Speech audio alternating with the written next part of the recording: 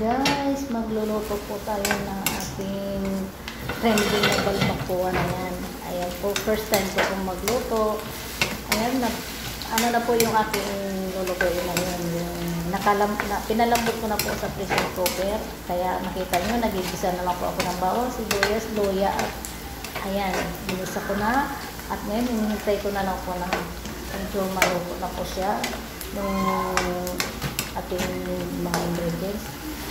At after that, ilalagay na po natin. Ayan. Ako lang po kasi ang nag-video, ako lang din po ang nagluluto. Ayan. Nakita nyo, nilagay ko na automatic nandiyan na po sa kawali ang ating yung ating balbacoa na lulutuin. Ayan.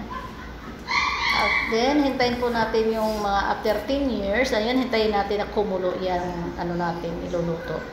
At saka po natin anuhan yung ating mga ingredients. Ayan, kukulo-kulo na po yan. Pagka after 14 years, yan kukulo na yan. Kasi na po siya, napalamig na kasi gabi pa lang. Ayan, nilagyan ko din po siya ng beef cubes para po mas lalong lumasa. Ayan, ano ko po. Kasi ang tagal po, 10 years po bago kumulo ulit. Nainip na po si Inday sa pagluluto na yan. And then, ayan, nilagyan ko po, nung kumulo, nilagyan ko na po siya ng patis. Siguro mga isang ano po yan, mga isang tasang patis. Para naman po naku, Diyos ko po, magkakabato ang kakain yan. Patay tayo dito. Ayan, joke lang po for mga 4 tablespoon lang po ang nilagay ko. Joke lang po yun. And then, nilagay ko na rin po yung dyan, yung ating black beans. Hindi ko na po naipakita sa inyo na nailagay kasi nga, nahirapan ako dahil mag-isa lang akong nagka-camera girl. At ako pa po ang nagluluto. Yan. Kaya nahirapan ako. Sige, minikos-mikos ko na lang po yan. Sa totoo lang. Makita nyo po, maya-maya po ako nagtitikim kasi hindi ko po alam ang lasa. Ayan, nilagyan ko po ng ating tanglad or tinatawag na ano ba yun? Yung ating tanglad na yan. Ayan, yung lemongrass natin. Sa English daw, ay hindi ko po alam. Yan, lemongrass nga. Ayan, nakikita nyo po. Hanggang kumulo po yan. Ayan, makita niyo po, nandiyan na po kaagad yung ating black beans kasi nga wala po. Naghawak ang camera, nilapag ko si camera at naglagay ako ng black beans dyan. Ayan, makita niyo po, may itim-itim na po yan. Ayan, tumikim na si Inday, gawa ng, hindi ko nga po talaga alam kung anong lasa. Hindi ko maintindihan. First time. Ayan, naglagay din po ako ng tomato paste. Ayan po ang ating tomato paste, kaya ang likot ng ating kamay. Hindi po natin malaman kung paano. Ayan, kumulo ng kumulo. Pinakulo ko po ng mga 3 years po akong nagpakulo dyan.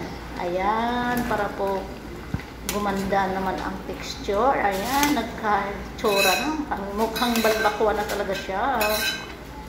Ayan, ang lambot. Sobra. Kumalas-kalas na po sa buto yung kanyang yung balat ba, yung laman, kumalas na sa buto. Talagang super lambot. 40 minutes ko pong pinakuluan sa pressure cooker ang aking ginawang yung mga buto-buto na yan. Ayan. 40 minutes po sa pressure cooker yan. Ayan. Sige, kumulo ka lang ng kumulo. Bahala ka na dyan. Ayan, mikos-mikos ulit. Halo-halo ko ulit. Hindi ako mapakali kasi hindi ko maintindihan. Ganun daw yung pag first time, hindi mapakali. Ayan, sige lang. Tiwala lang. Makukuha mo din yung lasa. Ayan. Ayan, sige. At sige lang. Mikos lang dyan. Mukhang maganda na ang texture, no? Mukhang maganda na ang pagmumukha ng ating nilulutong balbacoa. First time po talaga. Ayan. Kasi itong mga kasama ko, nag-request na magluto daw ng ganyan. Ay di, i-try. At naglagay pala ako ng asin para i-balance po yung lasa ng ating nilulutong balbak. Ay, hindi asin yun. Sugar pala. Asoy. Naglagay po ako ng sugar para i-balance po yung lasa po. Ayan. Sige lang. Mikos-mikos ulit. Dahil wala nga tiwala sa ginagawa ko. Ganyan. Ganyan. First timer na magluluto niyan. Sige, mikos-mikos. Ganyan. Ayan. Diba? Nagtawag ng kasama at tinatikman ang niluluto. Ayan. Tinatikman ko sa kasama ko yan kung okay naman. Nakakatuwa. Nung inaprobahan niya na masarap na raw, ayan po. Ayan na. Sige, halo inday, halo. Hanggang ganyan. Hanggang kumulo ng kumulo. At yan. Kulo siya ng kulo. Yeah! Ayan, naglagay na ng sili. Naglagay ako ng sili. Ayan. Wait. Ayan, naglagay na po ng sili. Ayan po. Hanggang ganyan. Naglagay na yung sili para po sa paglasan. Ang ginawa naman ang kasama ko, pinilo yung siling green. Ayan po. Diba? Kaya maanghang-anghang po yung aming ginawang balbakwa na yan. Kasi masyado po yung napaliitan. Pero masarap siya kasi maanghang-anghang. And then, ayan. Wait po. Ayan po. Tikman daw ulit para kung ano, kung maanghang ba. Ayan. Sige lang. Tiwala lang sa sarili habang nagluluto. Ganun talaga. Pag first timer kang gusto mo matuto, sige lang. Hanggang matuto ka din. Ayan po. Ayan, naglagay na po ako ng sweet bell pepper dyan. Green at saka red ang nilagay ko. Diba? Ang ganda ng kulay. Ayan. Ikot ang camera. Ikot. Kasi walang pong camera girl. Ayan. Sariling sika po. Ayan. Ayan.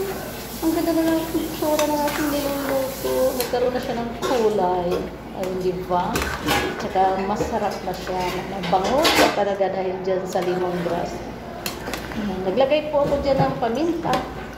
Yan, hindi nyo pa nakita. May paminta po yan. Nasaan yung sibuyas da? Diba? Ayan, sige. Puno-puno. Sige lang. Wala lang. Ayan na. Yan. Maglalagay na din po tayo dyan ng pang-final. Ayan na po yung spring onion. Ayan.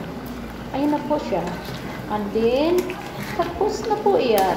Ready na po to eat. Ayan po. Diba? Tsaka po tinarin po yung sabaw. Kaya masarap na po talaga. Ayan guys.